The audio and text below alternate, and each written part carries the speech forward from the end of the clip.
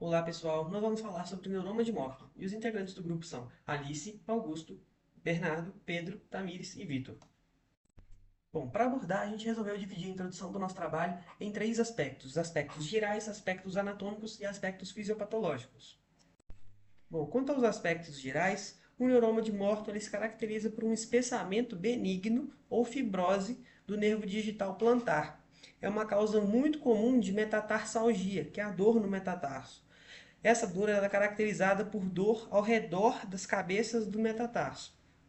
Ela é mais frequente no terceiro espaço intermetatarsal, que é o espaço entre o terceiro e o quarto metatarso, mas pode ocorrer nos outros espaços intermetatarsais, e ela geralmente é unilateral, mas também pode ser bilateral. Bom, para a gente compreender bem a doença, é muito importante a gente revisar a anatomia do pé. O pé ele é dividido em três partes: o tarso, o metatarso e as falanges.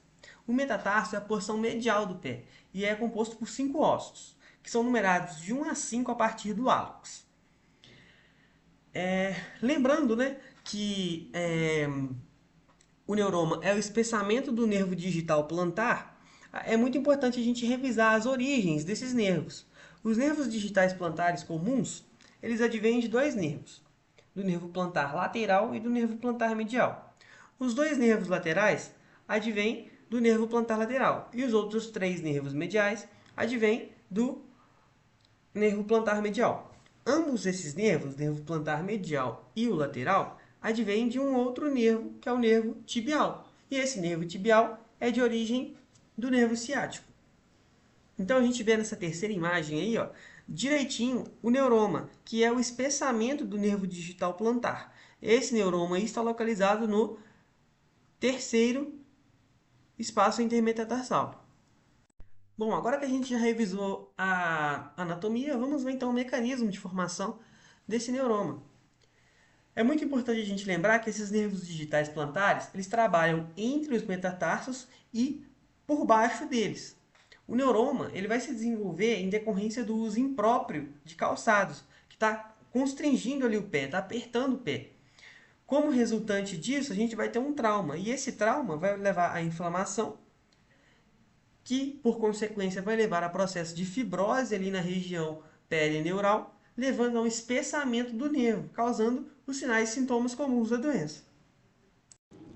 Bom, agora falando um pouquinho da epidemiologia do neuroma de Morton, a primeira pessoa a descrever essa condição foi Thomas George Morton, daí vem o nome da doença, né? E foi em 1876. A gente sabe que essa condição está principalmente relacionada aí ao gênero feminino, né, com idade superior a 40 anos, e geralmente é associada ao uso inadequado de calçados, como, por exemplo, o antepé estreito, o salto elevado, entre outros fatores. E desses pacientes que desenvolveram o neuroma de Morton, cerca de 17% deles relataram ter tido algum trauma anteriormente. Bom, pessoal, agora vamos falar sobre o diagnóstico do neuroma de Morton, em que ele ocorre, na maioria dos casos, de forma clínica, né, ou seja, através da anamnese e do exame físico colhido, né, de maneira detalhada e buscando por sinais e sintomas do neuroma. É importante falar também que nem sempre é necessário, né, exames complementares para fazer o diagnóstico, mas se for necessário, pode sim ser feito pedido de exames como, por exemplo, a radiografia e a ressonância magnética, né, até mesmo para a exclusão de outras condições, como, por exemplo, fratura por estresse ou então artrite. Agora, já na consulta, o paciente ele vai trazer alguns sintomas, né, como, por exemplo, a dor no antepé, na região interdigital acometida.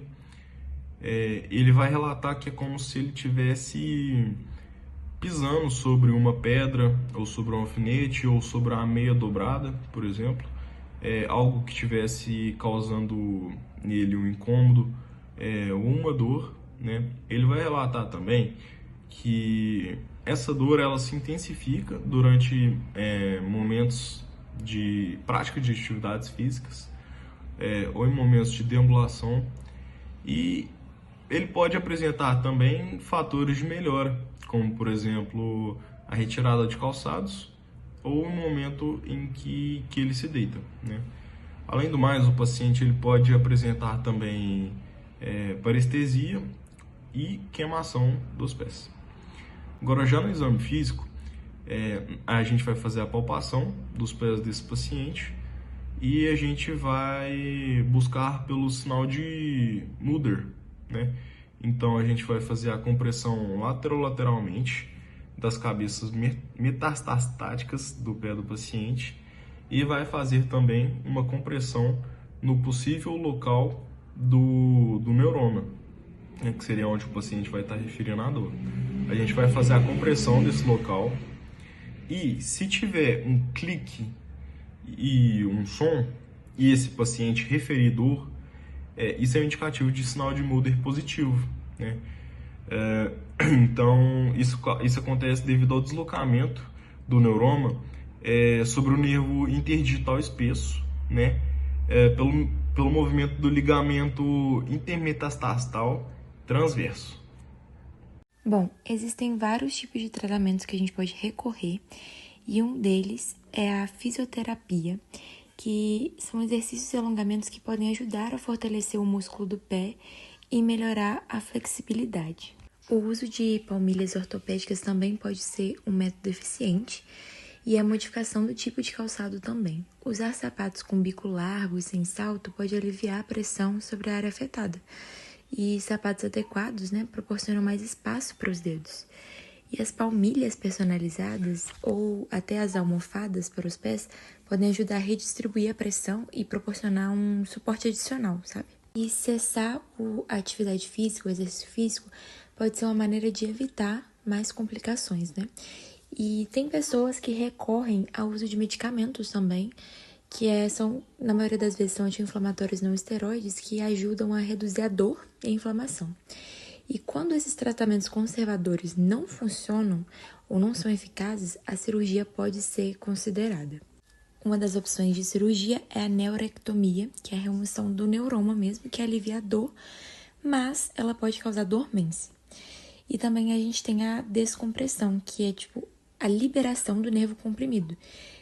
Nesse caso, o tecido nervoso ele é um pouco mais preservado. Agora vamos falar sobre as cirurgias. Na neurectomia é feita uma incisão no topo do pé ou entre os dedos, dependendo da localização do neuroma. O neuroma é então identificado e removido.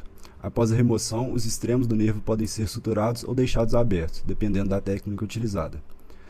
Na descompressão nervosa é feita uma liberação do nervo, aliviando a compressão sem remover completamente o neuroma. Já no alongamento do ligamento intermetatarsal, é feito um alongamento do ligamento para reduzir a compressão sobre o nervo. Pode ser uma opção quando há um componente compressivo adicional devido à rigidez ligamentar. Já na cirurgia de remoção dos tecidos adjacentes, é feita a remoção do tecido que está contribuindo para a compressão do nervo, como parte do ligamento ou da cápsula articular. O processo da neurectomia, cirurgia mais comum na retirada do neuroma de Morton, os tempos cirúrgicos são: 1. Aplicação de torniquete com faixa de smash na panturrilha ou garrote pneumático na raiz da coxa. 2. Realiza-se incisão transversa distal na zona de carga na região correspondente ao espaço acometido. Segue-se com uma dissecção do tecido celular subcutâneo e do ligamento transverso superficial, com identificação do feixe vasculo-nervoso e, posteriormente, isolamento do nervo. 3. Procede-se à ressecção distal e proximal do nervo acometido, sem necessidade de abertura do ligamento transverso profundo.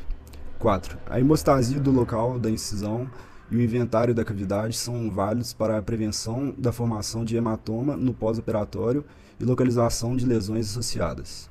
5. Fechamento por planos e aplicação de curativo compressivo até o primeiro curativo pós-operatório, o qual ocorre no final da primeira semana. Bom, algumas das possíveis complicações que a gente pode citar do pós-cirúrgico são problemas na cicatrização, a infecção na área operada, hematomas na área que podem causar dor e edema. Também pode haver dor neuromática contínua após a cirurgia, a perda da sensibilidade nos dedos devido aos danos nos nervos, além de rigidez na articulação próxima ao local, que pode interferir também na mobilidade do pé.